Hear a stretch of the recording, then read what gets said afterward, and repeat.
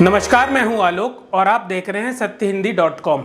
आइए नजर डालते हैं अब तक की सुर्खियों पर। इजरायली सेना ने शुक्रवार को कहा कि लड़ाकू विमानों और ड्रोनों की मदद से उनकी जमीनी सेना ने पिछले दिनों गजा में हमला किया क्योंकि वह भूमि पर आक्रमण की तैयारी कर रही थी। सेना के एक बयान में कहा गया, आखिरी दिनों के दौरान आईडीएफ जमीनी बलों ने आईडीएफ लड़ाकू जेट और यूएवी के साथ मध्य गजा पट्टी में एक अतिरिक्त छापेमारी की। आईडीएफ ने कई आतंकी ठिकानों की पहचान की और उन पर हमला किया, जिसमें anti tank missile launch site, military command और कंट्रोल सेंटर के साथ हमास के कई संदिग्ध व्यक्ति शामिल थे।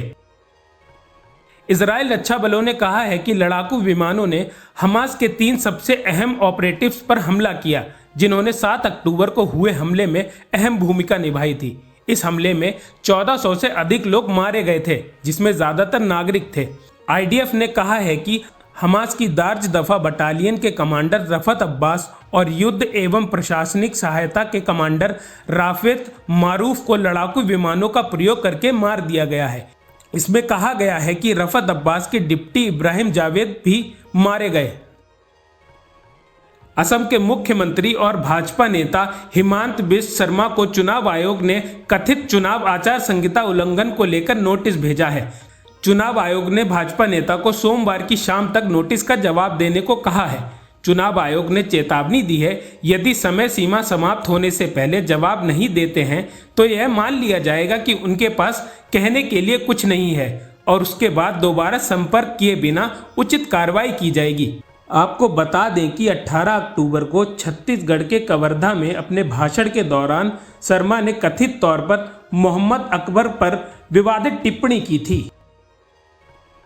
ममता बनर्जी त्योहार सीजन के दौरान राजनीति से ब्रेक ले लेती हैं, लेकिन गुरुवार को ईडी द्वारा वरिष्ठ मंत्री ज्योतिप्रिय मल्लिक के आवास पर छापेमारी के बाद नरेंद्र मोदी पर जमकर बरसी। ममता ने गुरुवार दोपहर को कहा कि मैं अब प्रेस को संबोधित कर रही हूं क्योंकि सारी सीमाएं पार हो गई हैं। मुख्यमंत्री ने कहा कि अगर वो हमारे सभी मंत्रियों के घरों पर छापेमारी करते हैं तो राज्य सरकार के पास क्या बचता है। यदि भाजपा सोचती है कि वो ऐसे तरीकों से सभी विपक्षी नेताओं को दबा सकते हैं तो वो केवल गंदा खेल खेल रहे हैं। उन्हें झूठ बोलने का रोग लग गया है। महुआ मोइत्रा ने आज कहा कि वे 31 अक्टूबर को संसदीय आचार समिति के सामने पेश नहीं होंगी, जो उनके खिलाफ कैश फॉर क्वेरी मामले की शिकायतों की जांच कर रही है। समिति वर्तमान में आरोपों की जांच कर रही है कि तृणमूल सांसद ने व्यवसायिक हीरानंदानी को सीधे लोकसभा के लिए प्रश्न पोस्ट करने के लिए सांसदीय लॉगिन तक पहुंचने की अनुमति दी थी। यह बताते हुए कि वह 31 अक्टूबर को गवाही क्यों नहीं दे पाएंगी, मोइत्रा ने कहा कि अध्यक्ष एथिक्स कमेटी ने 8:20 पर मुझे ईमेल किए गए आधिकारिक पत्र से पहले ही लाइव टीवी पर मेरे 31 अक्टूबर समन की घोषणा की। सभी शिकायतों और स्वतः संज्ञान संबंधित हलफनामे भी मीडिया पर जारी कर दिए गए हैं। मैं 4 नवंबर को अपने पूर्ण निर्धारित निर्वाचन क्षेत्र के कार्यक्रमों को समाप्त करने के बाद तुरंत पद छोड़ने के लिए उत्सुक हूं।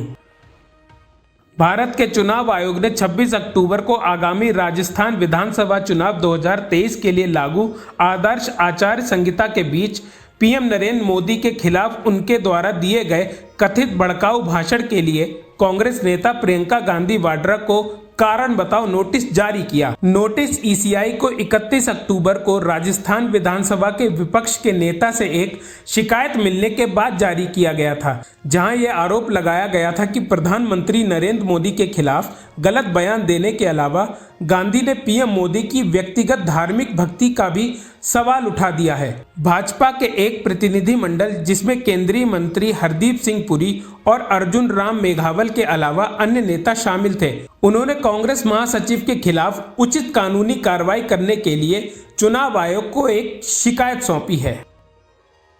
कांग्रेस सांसद शशि थरूर ने कहा है कि कतर अधिकारियों द्वारा नौसेना में शामिल 8 भारतीयों को दी गई मौत की सजा चौंकाने वाली है। जैसा कि थरूर ने विदेश मंत्रालय और पीएम मोदी पर भरोसा जताया कि वे उन्हें वापस लाने के लिए कतर सरकार के उचित स्तर पर बात करेंगे। कांग्रेस सांसद ने कहा है कि पूरे मामले का विवरण रहस्य में डूबा हुआ है। कांग्रेस ने एक बयान में कहा है कि यह उम्मीद है कि भारत सरकार कतर सरकार के साथ अपने राजकीय और राजनीतिक प्रभाव का उपयोग करेगी ताकि यह सुनिश्चित किया जा सके कि अधिकारियों की अपील का पूरा सहारा मिले और उन्हें जल्द से जल्द रिहा करने की कोशिश की जाए। महुआ मोइत्रा का लॉगिन और यात्रा की डिटेल संसदीय आचार समिति द्वारा मांगा गया है, जो तृणमूल कांग्रेस सांसद के खिलाफ कैश फॉर क्वेरी मामले में शिकायतों की जांच कर रही है और गुरुवार को इसकी पहली सुनवाई हुई। एथिक्स कमेटी ने केंद्रीय आईटी और गृह मंत्रालयों को महुआ मोइत्रा के लॉगिन और लोकेशन के लिए कहा है ताकि उन आरोपों की जांच हो सके जिनमें उन्होंने व्यावसायिक दर्शन हीरानंदानी को सीधे लोकसभा के लिए प्रश्न पोस्ट करने के लिए अपने संसदीय लॉगिन तक पहुंचने की अनुमति दी थी। लोकसभा सांसद पर व्यवसायिक की ओर से संसद में सवाल पूछने के लिए पैसे लेने का आरोप लगाया गया है, जो कथित तौर पर सरकार और अदानी समूह को निशाना बनाने के लिए बनाया गया था। तेलंगाना प्रदेश कांग्रेस कमेटी के प्रवक्ता गौरी सतीश ने कहा है, ये सच है कि केसीआर केवल इसलिए मुख्यमंत्री बन सके क्योंकि कांग्रेस ने तेलंगाना को अलग राज्य का दर्जा दिया था। भारत राष्ट्र समिति के अध्यक्ष और तेलंगाना के मुख्यमंत्री के चंद्रशेखर राव ने गुरुवार को राज्य के लोगों को गलत निर्णय लेने और अतीत की कांग्रेस सरकार को अंधकार युग को वापस लाने के लिए आगाह किया। केसीआर ने एक चुनावी रैली को संबोधित करते हुए कहा है, एक ऐसे व्यक्ति के रूप में आपको सावधान करना मेरी जिम्मेदारी है जिसने तेलंगाना के लिए लड़ाई लड़ी है और इसे प्रगति के पथ पर लाया है। यदि आप चुनाव में हमारी पार्टी को हराते हैं तो हमारे पास खोने या हासिल करने के लिए कुछ नहीं है। हम अगले 5 साल तक खुशी खुशी आराम करेंगे, लेकिन आप भारी नुकसान झेलेंगे। प्रधानमंत्री नरेंद्र मोदी ने शुक्रवार को इंडिया मोबाइल कांग्रेस के 7वें संस्करण का उद्घाटन किया। यह 3 दिवसीय कार्यक्रम दिल्ली के प्रगति मैदान में भारतीय मंडपम कन्वेंशन सेंटर में आयोजित किया जा रहा है। यह वही स्थान है जिसने सितंबर में G20 शिखर सम्मेलन को भी मेजबानी की थी। प्रधानमंत्री ने 100 5G प्रयोगशालाओं का उद्घाटन किया, जिसमें देश भर के अधिकांश प्रसिद्ध इंजीनियरिंग कॉलेज शामिल हैं। अपने भाषण में मोदी ने कहा, भविष्य अब 1 दशक या 1 सदी दूर नहीं है, बल्कि एडवांस टेक्नोलॉजी के कारण भविष्य यहीं और अभी है। उन्होंने कहा कि उनकी सरकार ने 9 वर्ष में भारत का स्टार्टअप इकोसिस्टम विकसित हुआ है, दुनिया में सबसे बड़े और शीर्ष 3 में आता है।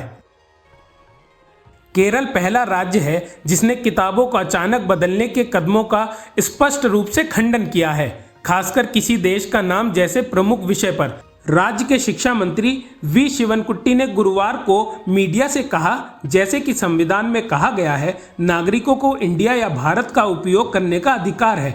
वे अब ये कह रहे हैं कि देश के नाम के रूप में केवल भारत का उपयोग किया जाना चाहिए। यह एक सक्रिय राजनीति है। केरल इसे स्वीकार नहीं करता है। उन्होंने कहा, इससे पहले एनसीईआरटी के कुछ हिस्सों को हटा दिया गया था। हमने उन्हें अतिरिक्त किताबों के माध्यम से राज्य में पढ़ाने जाने वाले सिलेबस में शामिल किया था। अब तक की सुर्खियों में बस इतना ही। आगे की खबरों के लिए बने रहिए सत्यहिंदी.com पर।